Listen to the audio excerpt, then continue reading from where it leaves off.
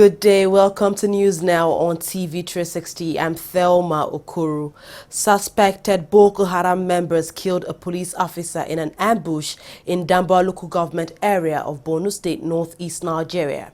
The incident occurred at about 10:30 p.m. on Tuesday night. The policemen were on patrol in the area before they were ambushed by the terrorists. The attack comes 3 days after insurgents ambushed troops of Operation Lafiya-Dole escorting commercial vehicles from Maiduguri to Damboa. The Nigerian Customs Service has declared 2 of its senior officers wanted over the importation of 661 pump-action rifles into the country. The wanted officers are Abdullahi, an Assistant Superintendent of Customs with service number 44483, and ACIC Odiba Ina with service number 133386. An alert issued by the customs says the officers should be arrested wherever they are seen and taken to the nearest customs formation. The large cache of arms enough to arm a battalion of soldiers was confiscated by the Nigerian Customs Service at the Lagos port. The importers had trickily concealed the arms with steel doors and other merchandise goods. Reports say the arms were imported from China. It's still unknown how the cargo was successfully cleared from the seaport and also the final destination the arms were being taken to. Governor of Kaduna State Nasir El-Rufai has blamed negligence for the killings in southern Kaduna State. He says those involved in the crime have neither been punished nor prosecuted in the last 35 years. El-Rufai, who has been criticized for his handling of the crisis, denied being a religious fanatic. The federal government says 204 people have been killed in the area since the latest wave of violence, but some groups say the death toll is far higher. The federal government says it will implement the no work, no pay rule on striking polytechnic lecturers in the country. Minister of Labour and Employment Chris Ngige said it was imperative for the union to suspend the strike in the interest of both the nations and the students. According to him, the federal government is ready to and willing to dialogue with the members of the Academic Staff Union of Polytechnics, which is ASUP. The lecturers embarked on the warning strike on Monday to protest non-payment of salaries, among other issues.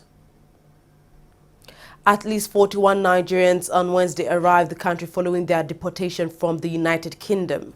The returnees came in the early hours of Wednesday at about 6 a.m. through the Hajj and Cargo Terminal of the Lagos State Airport.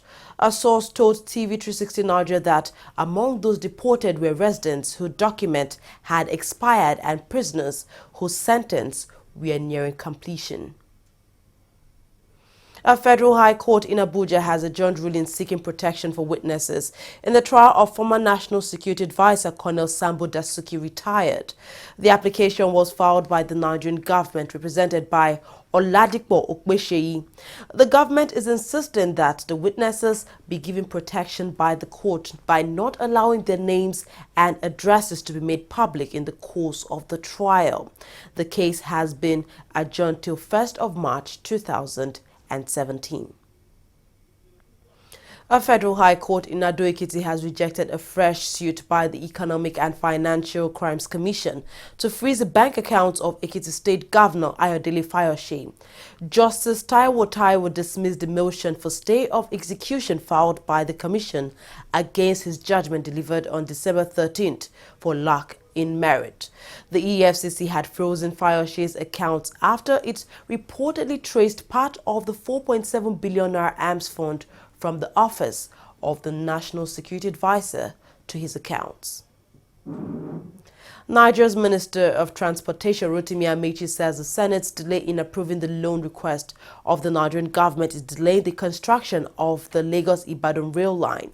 The minister, while speaking at a hearing of the Senate Committee on Land Transport, said the China Exim Bank was ready to loan $1.5 billion to Nigeria for the Lagos-Ibadan rail line, but approval was needed before the agreement can be signed by the bank. He urged the Senate to quickly approve the loan so the government can begin working on the rail line. A coalition of civil society groups say they are in support of the policies of the Buhari-led administration. The group in particular commended the policies of the governor of the Central Bank of Nigeria, Godwin Emefiele. Marching through the streets of Abuja, the nation's capital, the group described as baseless and unfounded the criticisms launched against the governor and President Muhammadu Buhari. Can't we all pray together for quick recovery of our economy? We are not the only country that has gone under recess.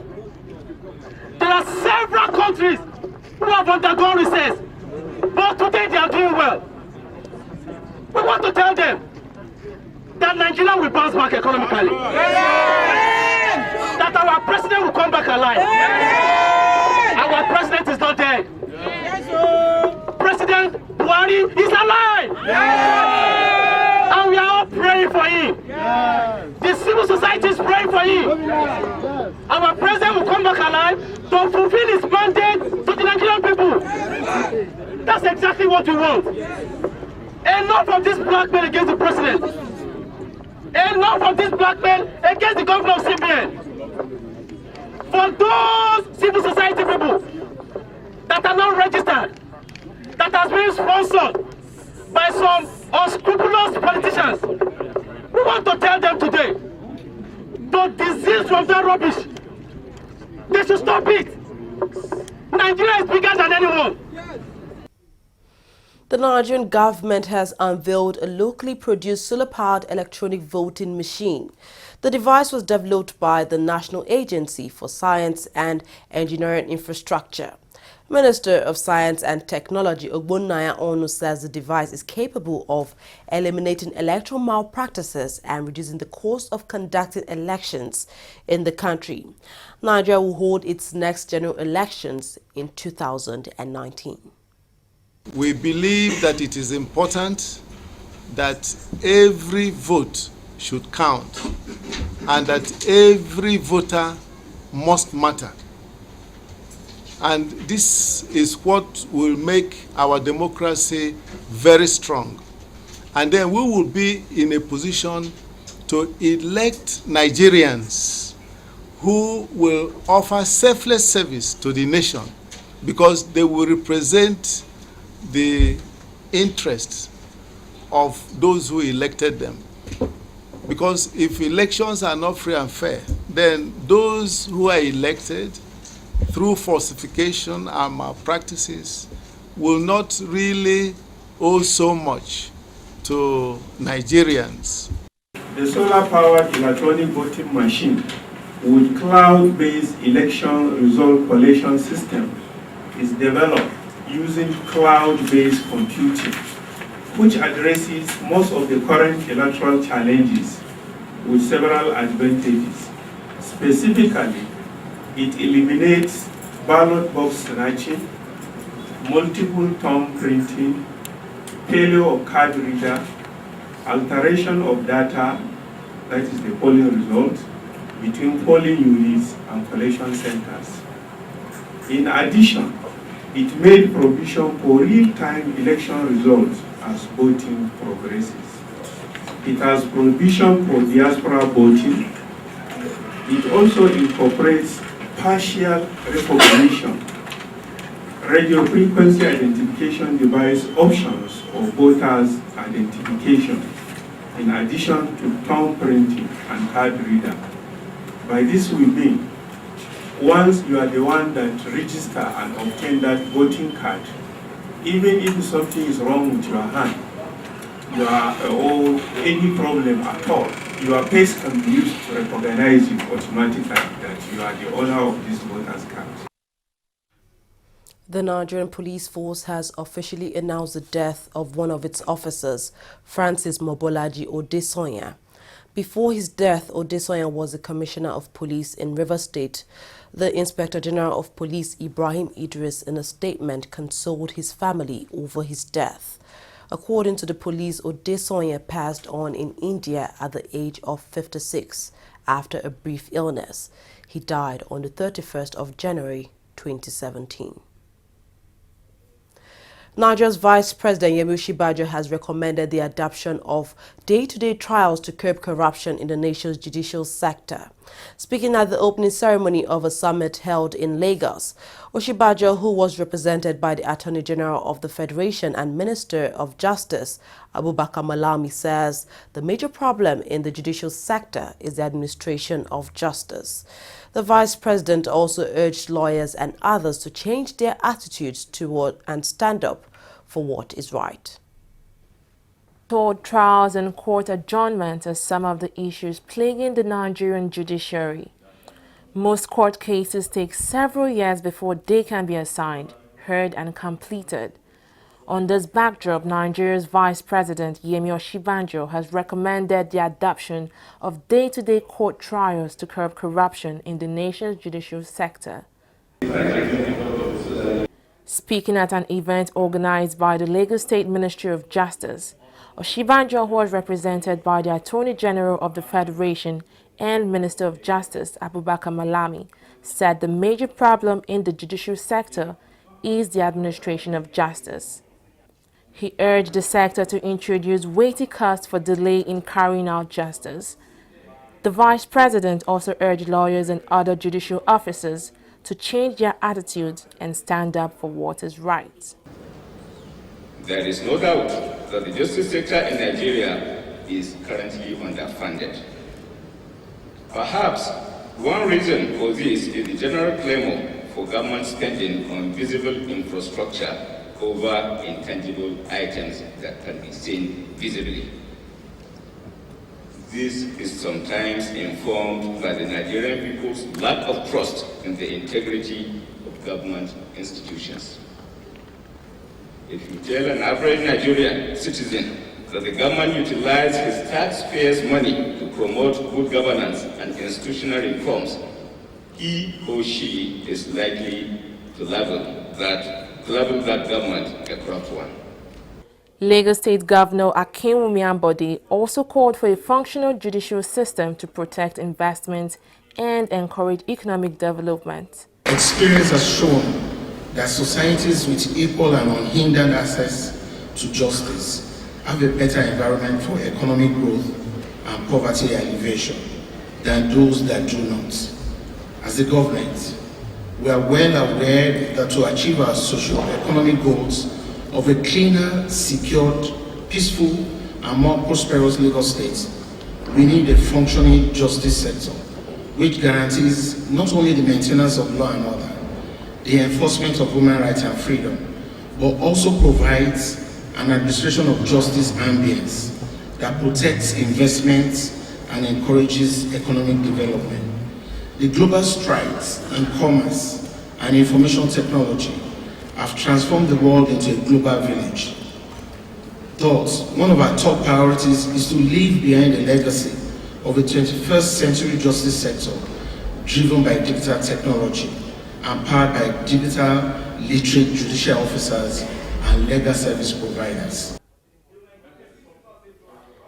The Buhari-led administration since inception has said it is dedicated to the fight against corruption in every sector in the country, with the judiciary being its major focus.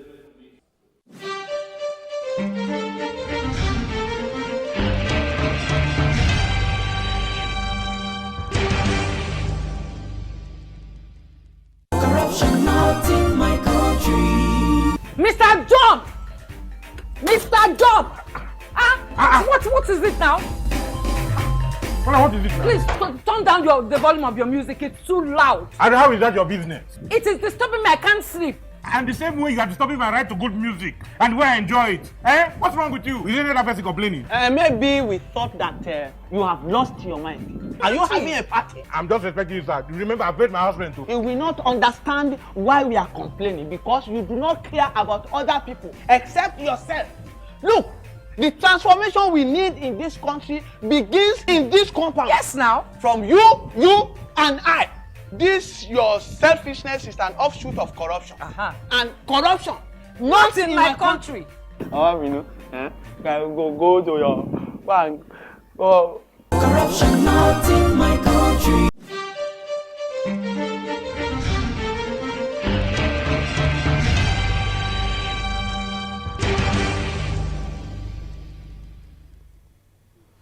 Welcome back. It's now time for business news. Fidelia has all the latest updates. Thank you, Thelma. The Nigerian Stock Exchange says in spite of several policy and economic challenges facing the nation, the exchange remains one of the best avenues for raising capital and enabling sustainable growth for national development. The NSE boss Oscar Onyema disclosed this on the Lagos floor of the exchange during the listing of Medview Airline PLC on the stock exchange. Our correspondent Abiola Ismail now reports. Despite the negative growth in passengers' volumes and a decline in number of operators that have continued to put pressure on the industry players, Medview Airline, one of Nigeria's flag carrier, is not bad to seek sustainable funding options to support growth and meet passengers' demand. This was what informed the company's decision to join the League of Quoted Companies on the Nigerian Stock Exchange as the aviation company announces its birth with an offer for subscription of 9.75 billion ordinary shares of 50 kobo at 1 naira 50 kobo. The managing director of the company, Munir Bankole, believes that the Nigerian aviation sector is still largely untapped.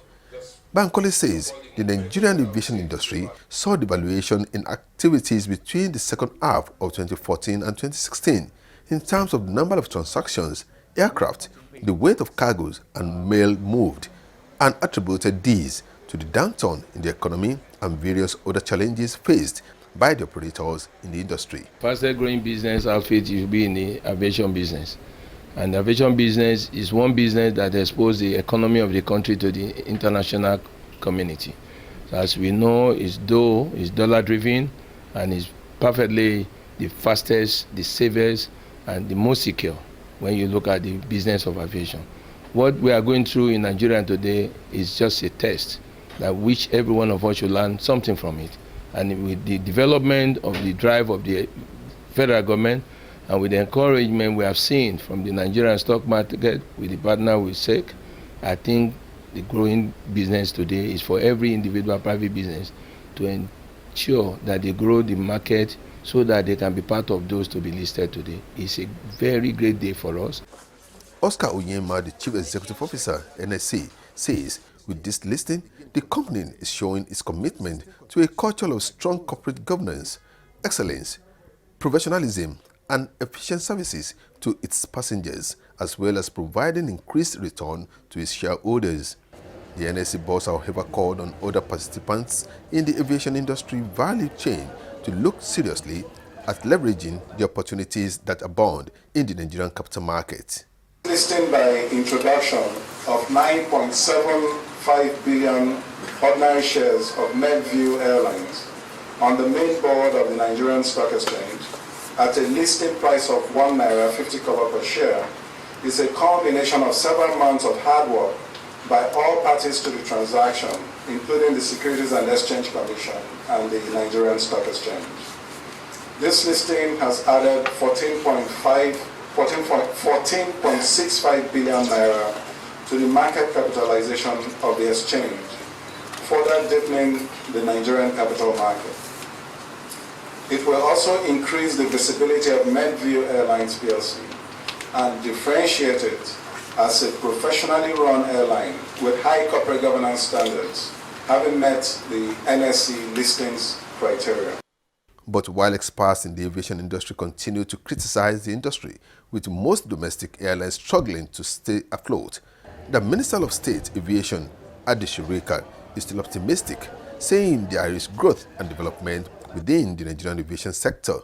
Other entrepreneurs that are doing business within the aviation sector or transportation in general would employ you to copy from Medview to get your acts together and ensure that going forward you're doing what is correct, what is right within the law, and then promoting your business in such a way that you'll provide needed service for development of our country in general. Medview Airline PLC is one of Nigeria's foremost airlines, airlifting more than 3 million passengers and 46 million tons of cargoes annually to 14 local, regional and international destinations, including London, Accra, Jeddah, Abuja and Lagos, among others. Abiola Ismail, TV360 Lagos. Nigeria's foreign reserves has recorded 18.2% increase since its recent uptrend, standing at $27.4 billion. In the 12-week upward trend, the reserve added $4.2 billion. The latest figure of the reserve indicates a 10-month high over the last 1 year. Now the increase is expected to continue on the back of improved oil revenue.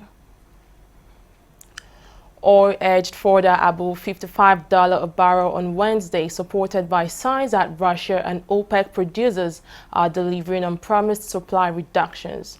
Brent crude was up 37 cents at $55.95 a barrel, while US crude rose 29 cents to $53.10 a barrel. The cuts by Russia and the Organization of the Petroleum Exporting Countries follows last year's agreement to lower supplies by a combined 1.8 million barrels per day to prop up prices.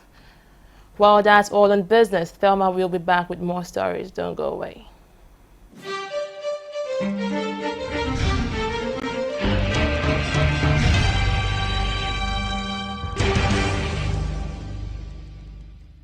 Corruption not in my country. Hello? Yeah, I found your wallet in front of a supermarket. Meet me at Apple Junction. Yes, I'll be waiting for you. Now we find out. Two of us. Thank you very much, officer. You know, it's surprising that men like you still exist in the police force. Yes, so... Oh, yes. This is just a token of my appreciation. Oh, no, you don't need to do this. We are only doing our job. Thank you very much. God bless you. You're welcome. Now I know police is really my friend. Yes. Friend. Hey. Okay, which came up with this one? I don't understand. You know your problem. You are greedy.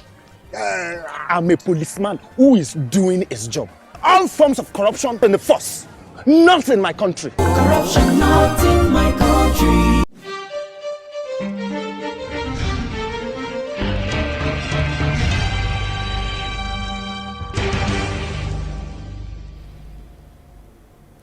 Glad to have you back. African leaders have backed a collective withdrawal from the International Criminal Court, which is the ICC. However, the resolution is non-binding, with Nigeria and Senegal opposing such a withdrawal. 3 African states, which is South Africa, the Gambia and Burundi, signaled last year their intention to quit the court, which is the first permanent global war crimes court. Almost a third of the ICC's 124 members are African, and a withdrawal by such a large number of them would cripple the court. South Africa and Burundi accused the ICC of undermining their sovereignty and unfairly targeting Africans. The ICC, however, denies the allegations, insisting it is pursuing justice for victims of war crimes in Africa. Italy has set up a fund to help African countries better seal their borders in a bid to keep migrants from leaving for Europe. Foreign Minister Angelo Alfano's announcement of the €200 million fund comes 2 days before European Union leaders meet in Malta to discuss their plan to stop African immigrants from arriving in Europe. A record of 181,000 migrants reached Italy over the Mediterranean just last year alone. Most of them were leaving from Libya, where people smugglers operate with impunity. More than 5,000 are believed to have died attempting to cross in 2016 alone. Premier League side Watford have confirmed the sale of Nigerian striker Odion Ighalo to Chinese Super League side for a fee of around £20 million. The 27-year-old striker joins the Chinese Super League outfit after 2.5 years with Watford. Ighalo scored 39 goals in 100 appearances during that time, including 20 as Watford secured promotion to the Premier League in 2014 and 2015 and 17 during the club's first campaign back in the top flight. He initially vowed to move to Watford on loan ahead of the 2014 and 2015 campaign, but that move was made permanent 3 months into the promotion-winning season after a successful start. Cameroon players refused to train on Monday in Gabon over bonuses row. The indomitable Lions are demanding bonuses that are in dimension to their performance in the quarterfinal against Senegal, where they stand the favourites 5-4 on post-match penalties. Reports from the camp indicate that Hugo Brou's men are demanding 12 million CFA francs before the players as qualification bonus for the quarterfinals and semi-finals respectively. The government had offered the players 10 million CFA francs before they can be able to play, which is the initial plan of less than 4 million CFA francs. Russia has lost its silver medal at the 4x400 relay event at the London 2012 Olympic Games after retest samples of one of its athletes by the International Olympic Committee tested positive to banned substances. The athlete has now been disqualified from the 400-meter event at the Games and the 4x400 relay event. Her relay teammates will also be stripped of their medals. The IOC has also directed the IAAF to modify the results of the competition and to consider any further actions within its own competence. That's all we have on News Now. Thank you very much for watching. I'm Thelma Okoro.